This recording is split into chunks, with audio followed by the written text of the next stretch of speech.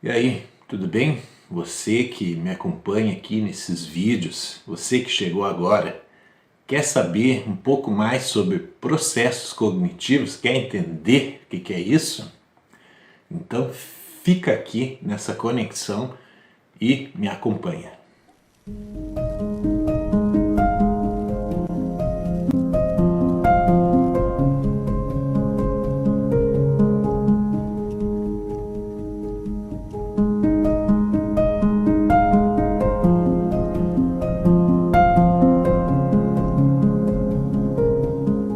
Bom, os processos cognitivos são tarefas desempenhadas pela cognição, né? Tarefas que estruturas cerebrais, minha e tua, né, desempenham a favor aí do corpo, processos que o corpo precisa, né, que elas desempenhem. No vídeo sobre como organizar a sua criatividade, né, usando xadrez, assiste aqui se você não assistiu ainda. Eu mencionei 5, tá? Nesse aqui vou te explicar os 5 e acrescentar mais um, certo? Então vou estar falando de percepção, atenção, análise, julgamento, memória e gerenciamento. Muito bem, vamos falar da memória. Então a memória é uma propriedade, uma tarefa, um processo cognitivo, o qual registra informações, basicamente isso, tá? E essas informações podem ser de curta duração ou de longa duração. O que é uma memória de curta duração? É uma memória a respeito de alguma coisa que eu vi agora, que eu vi há 10 segundos, que eu vi há 1 minuto, né? Essa memória não permanece nos nossos registros, tá? Mais longos. Por isso que quando a gente está fazendo alguma coisa, se a gente é interrompido várias vezes, é comum esquecer o que a gente queria fazer inicialmente, tá? Então, aí a memória de longa duração é alguma coisa que você já cristalizou dentro dos registros, ou seja, é algo que é certo que você já sabe, né, que você não vai esquecer mais. Por exemplo, andar de bicicleta, né? Toda vez que você vai andar, você precisa pensar nos processos, né? Em algum momento de tanto andar, de tanto praticar, isso se torna automático, né? Tem a ver com a memória de procedimento. A memória de procedimento, como fazer alguma coisa, é um exemplo de um registro de longa duração. Aí como é que são produzidos esses registros, né? Aí a gente entra com os outros dois processos, atenção e percepção. Percepção, a gente trabalha com os 5 sentidos, tato, olfato, visão, audição e paladar. Como é que esses sentidos produzem memórias, tá? O estímulo externo, tipo apertar a mão, ver alguma coisa, sentir um cheiro, ouvir algum som, sentir o sabor de alguma coisa, né? Ele é externo, a gente tem células e estruturas corporais especializadas para reconhecer o estímulo, traduzir ele em sinais elétricos, né? E isso é enviado para o cérebro, que codifica essas informações, e daí a gente tem as sensações, né? Muito bem, esse é um processo de percepção, como o corpo percebe o que está fora dele. A atenção é um processo complementar, tá, à percepção, porque a gente o tempo todo está percebendo todo o ambiente, né? Mas a gente não consegue estar consciente de tudo ao mesmo tempo. Então existe a atenção, existe o foco da atenção, né, que é uma escolha, um direcionamento, né, feito para algum desses estímulos que a gente está percebendo.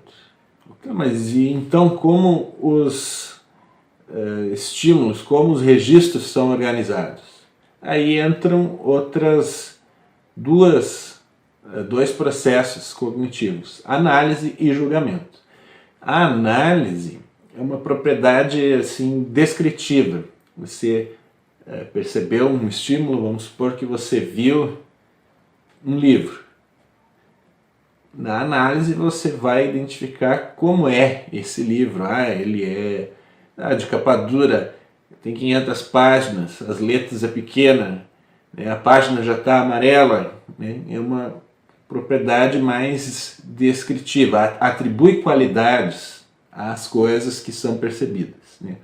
O julgamento é um outro processo cognitivo, ele pega o resultado dessas análises e dá peso às informações.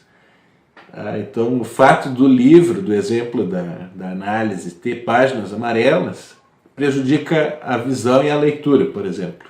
Um exemplo de um julgamento feito, né? Então, ou a letra pequena, em contrapartida, favorece a leitura, né? Quem é que vai decidir sobre isso? Aí entra uma terceira propriedade, um terceiro processo cognitivo, que é o gerenciamento, né? Tomada de decisão. É fazer escolhas, é um processo cognitivo responsável por fazer escolhas. Ele se baseia aí nos critérios, né, que são lançados pelos outros processos cognitivos, como a percepção, atenção, análise, memória, julgamento. Você pode ter feito toda uma construção sobre comprar o livro do exemplo anterior ou não, mas daí você se lembrou que ele foi escrito por um autor que você não gosta. Ferrou tudo, mudou a decisão, né? Então são exemplos. Pegando lá a questão do xadrez, como é que isso acontece no jogo e te favorece para você criar, para você desenvolver a sua criatividade, né?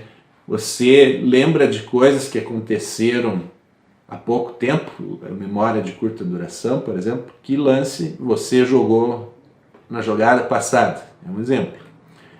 Qual foi o primeiro lance que o seu adversário fez? É um outro exemplo, né? Um pouco mais no meio termo entre curta duração e longa duração. No xadrez, como eu mencionei naquele vídeo, existem as aberturas, né?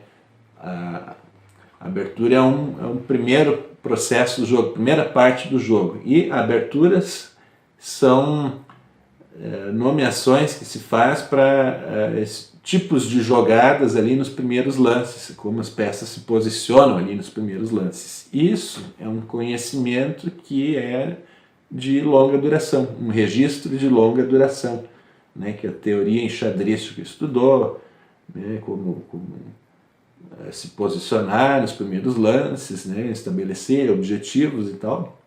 É um exemplo de um registro de longa duração. Normalmente você vai jogar uma partida, você já tem uma ou outra abertura em mente, mesmo que você não saiba muito sobre ela, né?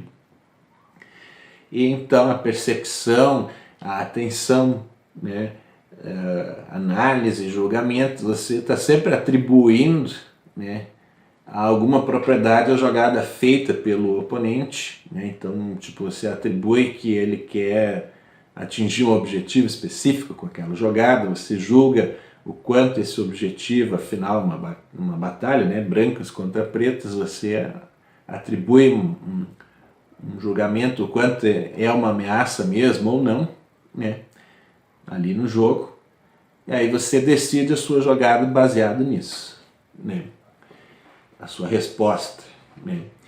Então, o que isso contribui também para o teu processo criativo, né? Que você vai exercitando os processos cognitivos. Por isso é interessante praticar xadrez. Você vai exercitando os processos cognitivos, vai desenvolvendo eles com as ferramentas que você precisa estudar para jogar xadrez. Por isso que eu te indiquei, que eu considero, né, um ótimo estímulo. Mas eu não sei quanto de xadrez eu devo jogar por dia, por semana, por mês. Jogue o quanto você quiser, né? Mas se você não deseja ser um jogador de xadrez de competição, Evite mais do que meia hora, 1 hora por dia. Joga quando tem algum parceiro para jogar contigo, para rir das jogadas, analisar depois, conversar, né? Grandes amizades existem a partir do jogo de xadrez, né? É um esporte que é individual, mas que ao mesmo tempo integra, né? Então, este foi o vídeo sobre processos cognitivos, ok? E eu gostaria de agradecer a tua presença aqui, tu que é de casa, que vem sempre, tá? Você que chegou hoje, né, que conheceu esse canal pela primeira vez, acessa aqui em cima a playlist, né, de boas-vindas para conhecer aqui, né? E vamos juntos aproximar a psicologia do cotidiano do brasileiro, ok? Aquele abraço e até lá!